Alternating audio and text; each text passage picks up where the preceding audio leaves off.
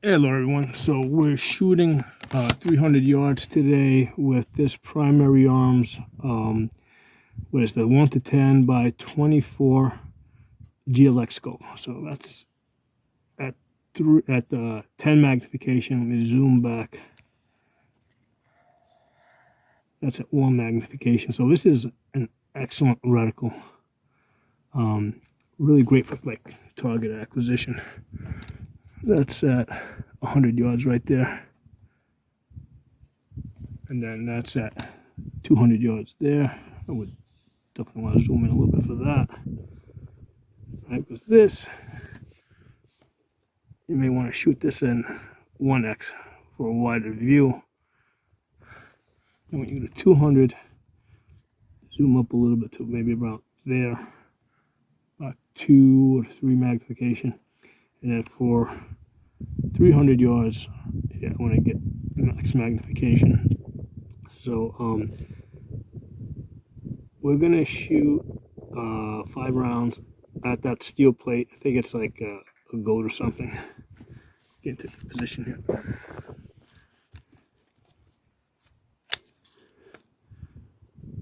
So let's shoot that first. Hopefully this camera doesn't, this scope camera doesn't fall apart on us. Take 5 shots on this, and I'll check the camera, make sure it hasn't shifted.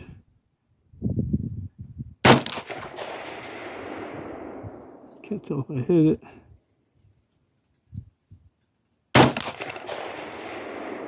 So I don't see any splashes in the background.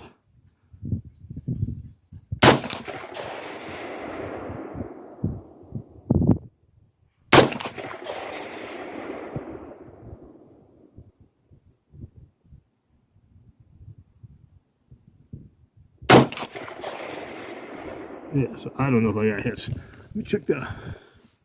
Make sure that the camera hasn't shifted. That looks like it's good. We load up another magazine. So the ammunition I'm using is Bitterroot Valley 223. A friend of mine gave me this ammo to try out. I already did a review on this, so I'm like, let's see what this does at some distance today. So let's take this out now to the paper. So let's see. I don't have a bullseye on that paper, so I just kind of have to center it in the center. Check this bubble level on this rifle. Okay, about there.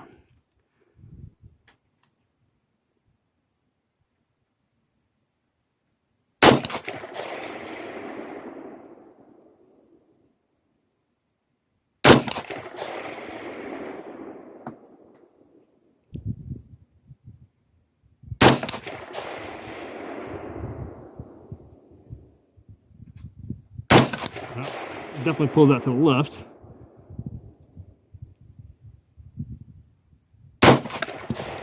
All right, so let's go see what we did. So I got the gun bagged in the front, and basically I'm just supporting it in my chest on the back. So there's a little bit of movement here. Actually, I just noticed that underneath the chevron, there's a dot. I mean, I use a 50-yard zero on this, so that gives me a second zero at 200. And then the top of that, the spine of that line is 300. So I guess that second dot would probably come in somewhere around 250 for me. Well, let's go down right and see if we got any hits.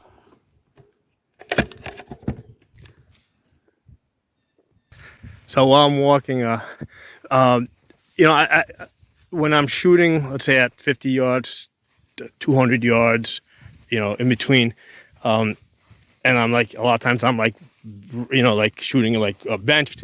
One of the things I've noticed is that, you know, the scope is like, it's parallaxed for 100 yards. And what that means is that, I mean, you're not going to have a perfect focus at different distances, but, you know, especially if I go like up close, if I'm shooting like 10 yards and you're trying to zero in on the bullseye, it's not going to be a perfect focus, but it's good enough. Looking at these targets, I can see that on the steel target here. First of all, at the 300 yards, I couldn't hear any impact on this. Like I couldn't hear anything, so I had no way of knowing if I had hit it. I can see I got 2 hits, 2 fresh hits, one there, one there. But I didn't hear anything. So this particular target, and it looks like it was a broken target because this looks like it's supposed to be a swinger, and they just kind of threw it up here. So, but anyway, on the paper, shit, I went to the wrong paper. I meant to shoot the one on the left, and I ended up shooting the one on the right here, which I shot with the 308 before, with the Vepr 308. So I did not mean to shoot this paper, but whatever. This is what I was aiming at. So the new hole. So I got 1, 2, 3, 4. No, that's it. 4 hits. I did see that one. 4 hits. Let me get a tape measure on this.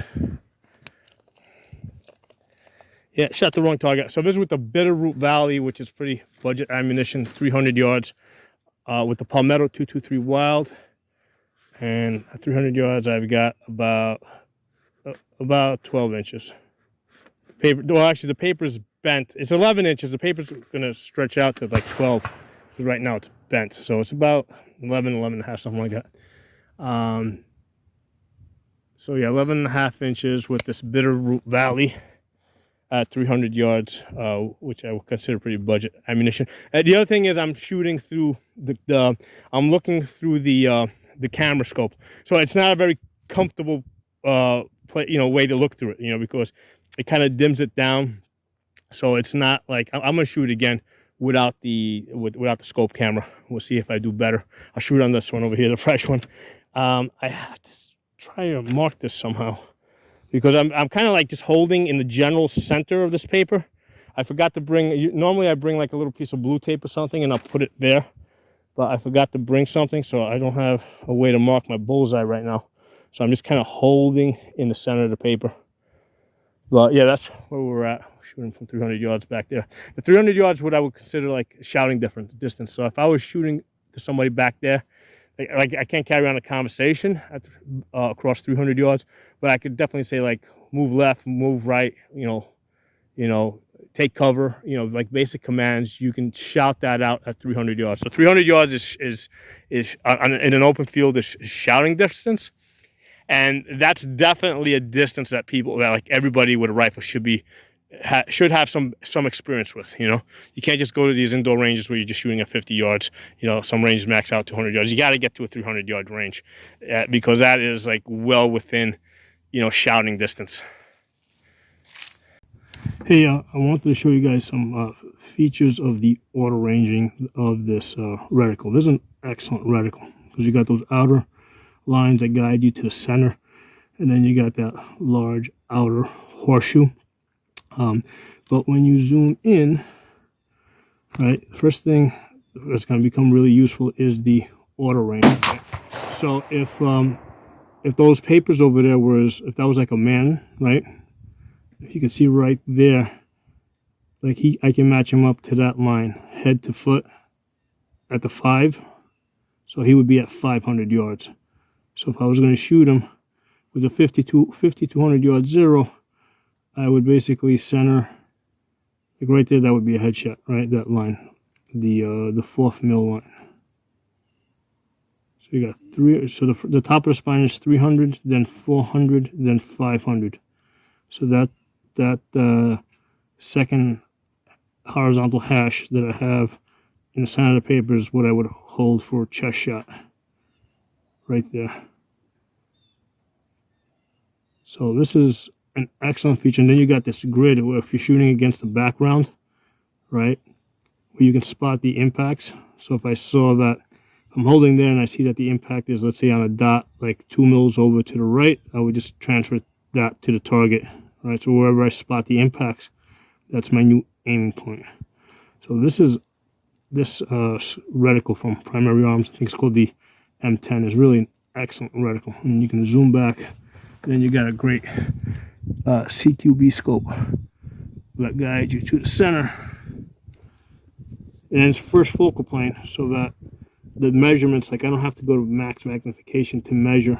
I can be at, any magnification. Like right now, I can measure that person right there at 500 yards and then transfer over there, boom, boom, boom, because that gives me the wider field of view, right? If I need to be able to see what's going on down here at 200 yards while I'm shooting up there at 300 yards, I'm able to do that with the scope. I'm able to zoom back and I can do both things. I can shoot at 300 yards, but observe below that at 200 yards.